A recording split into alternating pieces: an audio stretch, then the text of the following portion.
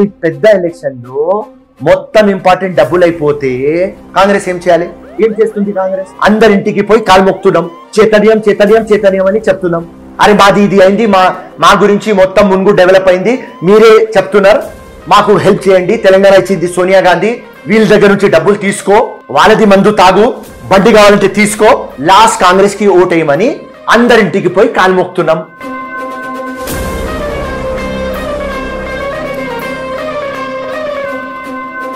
Leaders ఉన్నారు, వాళ్ళే పార్టీలు మారి వేరే పార్టీలకు వెళ్ళిపోతుంటే కాంగ్రెస్ ఎందుకు వాళ్ళని పార్టీలో ఉంచుకోలేకపోతుంది? మరి వీళ్ళని నమ్మి ప్రజలు ఎలా ఓటేస్తారు? పబ్లిక్ దేవుళ్ళు, పబ్లిక్ నే గెలిపియాలి. సో పబ్లిక్ కే చెప్తాం. అవి ఇప్పుడు ఇట్లా బట్టెబాజీ చేస్తున్నారు బాబాయ్.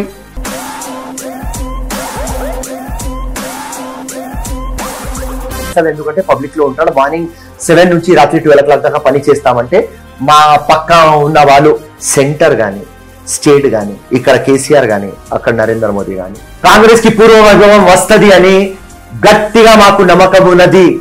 And Rahul Gandhi January ending లో యాత్ర ఫినిష్ చేసిన తర్వాత మళ్ళీ మీరు రావాలి, అప్పుడు నేను చెప్పేస్తా ఎన్ని సీట్లు మేము గెలుస్తున్నాం.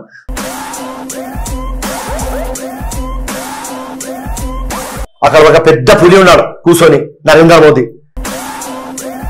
చేశారు. బీజేపీ వాళ్ళు కూడా డిక్లేర్ చేశారు. మరి 50 పెడతాడు, 300 ఓట్లు తెస్తాడు. Over story.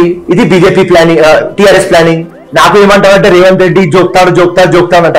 ఎందుకు జోక్తారా భయ్? నేను అన్ని టైగర్ లో ఒక స్ట్రాంగ్ టైగర్ మా Revanth Reddy.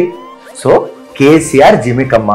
Fire brand leader Firoz Khan తో అమ్మా న్యూస్ స్పెషల్ ఇంటర్వ్యూ ఈ శనివారం రాత్రి 8 గంటలకు మీ అమ్మా న్యూస్ లో.